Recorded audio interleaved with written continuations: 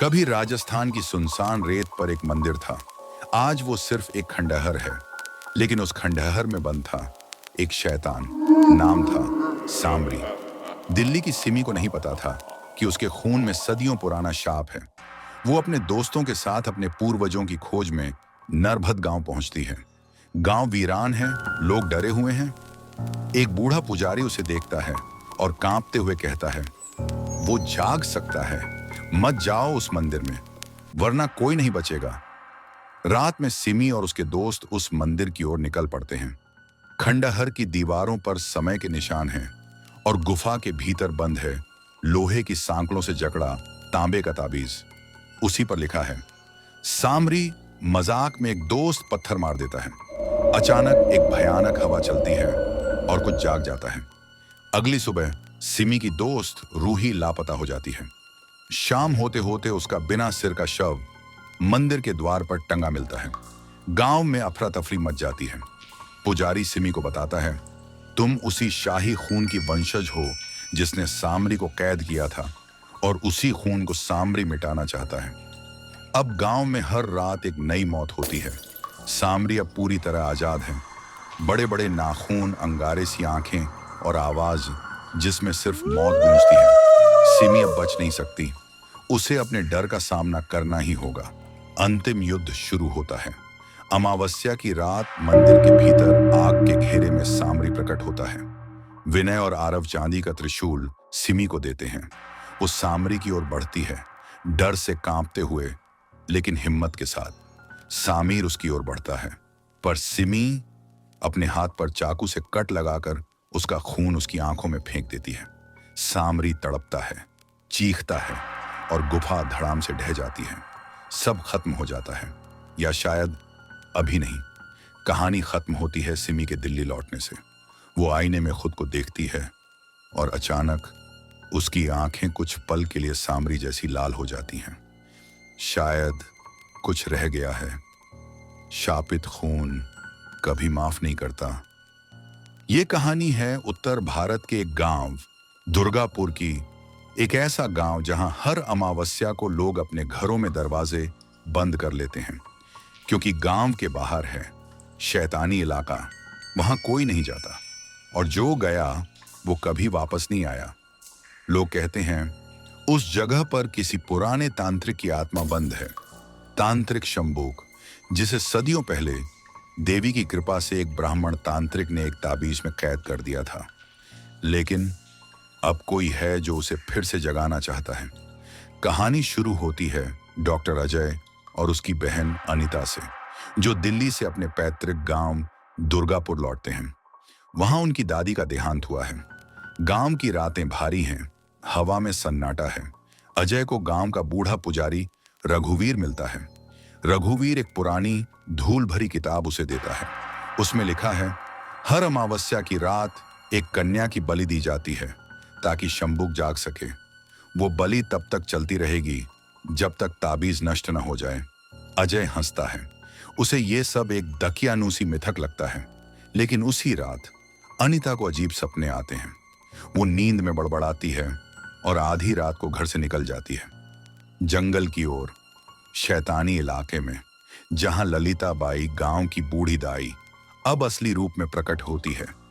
एक तांत्रिकनी जो वर्षों से कन्याओं की बलि दे रही थी। अनीता को जबरदस्ती एक चक्र व्यूह में बांध दिया गया है। चारों ओर अघोरी मंत्र पढ़ रहे हैं। मिट्टी से बना ताबीज जलाया जा रहा है, और एक मूर्ति के सामने लाल आंखों वाला तांत्रिक शंबुक धीरे धीरे आकार ले रहा है। अजय रघुवीर के साथ वहां पहुंचता है। वो देखता है कि उसकी बहन एक भयानक बलि का हिस्सा बनने जा रही है। अजय चिल्लाता है, अनीता! वो दौड़ता है और हाथ में वो ताबीज उठा लेता है। रघुवीर पुराना त्रिशूल लेकर प्रकट होता है। वो देवी का नाम लेकर मूर्ति पर वार करता है। पूरी जमीन हिलती है। तांत्रिक मंत्र बंद हो जाते हैं। ललिता बाई चीखती है, नहीं शंबुक, मुझे छोड़कर मत जा। लेकिन देर हो चुकी है। ताबीज जलता है। तांत्रिक शंबुक हवा में चीखता है और फिर राख में बदल जाता है। अघोरी भस्म हो जाते हैं। अनीता बेहोश होकर गिर जाती है। अजय उसे उठाकर बाहर लाता है। अगली सुबह गांव में शांति है। लोग मानते हैं कि अब सब ठीक है, पर जंगल की ओर एक जली हुई मूर्ति के पास कोई फुसफुसाता है, बलि अधूरी है, मैं फिर लौटूंगा। ये कहानी है नूरनगर की, एक ऐसा गांव जो बाहर से भले ही शांत लगे, पर भीतर ही भीतर कुछ ऐसा छुपा है जो रूह को चीर डालता है। नूरनगर एक मुस्लिम बहुल गांव, घने जंगलों के बीच बसा हुआ। यहाँ की गलियां शाम होते ही सूनी हो जाती थीं, और रात, वो तो जैसे किसी अजीब डर की चादर ओढ़ लेती थी।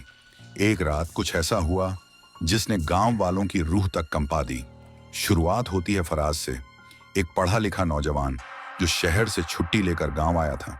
उसकी दादी बीमार थी और वो कुछ वक्त उनके साथ बिताना चाहता था, लेकिन शायद कुदरत को कुछ और मंजूर था। एक रात अजान के बाद जब पूरा गांव सो गया था, फराज की नींद अचानक टूट गई। उसने सुना जंगल की तरफ से किसी के चीखने की आवाज आ रही थी, ऐसी चीख जो इंसानी नहीं थी। सुबह जब गांव वाले उठे तो देखा कई बकरियां और मुर्गियां गला कटा हुआ, खून से सनी जमीन पर पड़ी थी। कोई जानवर नहीं, काटने के निशान बिल्कुल इंसानी थे। मस्जिद के पास मौलाना आसिफ ने कहा, यह शैतान का काम है, कोई काला जादू बजा रहा है इस गांव पर। फराज के मन में बेचैनी थी। रात को जो उसने सुना वो अब तक कानों में गूंज रहा था। उसने तय किया कि अब वो खुद पता लगाएगा सच्चाई क्या है। अगली रात टॉर्च हाथ में लेकर वो जंगल की ओर निकल पड़ा। चारों ओर अंधेरा, सन्नाटा, और हर पेड़ से जैसे कोई साया झांक रहा हो। अचानक उसे कुछ हलचल महसूस हुई। झाड़ियों के पीछे से रोशनी की एक हल्की किरण निकली। वो छुप कर देखने लगा, और जो उसने देखा उसने उसकी रूह को जकड़ लिया। चार आदमी एक गोले के बीच खड़े थे, हाथों में धारदार चाकू, जमीन पर बकरी का कटा सिर और कटोरे में ताजा खून। वे ऊंचे सुर में उर्दू में कुछ पढ़ रहे थे, याह अच्छा बहा में याह। फराज की टांग सूखी डाल से टकराई। कर्क! चारों ने मुड़कर उसकी ओर देखा। उनमें से एक था मौलाना आसिफ। चोर, पकड़ो इसे! फराज जान बचाकर भागा। जंगल की सूखी डालियां उसके पैरों से कटती जा रही थीं। भागते भागते उसकी नजर पड़ी एक इंसानी हड्डी पर, एक कटा हुआ हाथ जिस पर अभी चमड़ी के टुकड़े लटक रहे थे।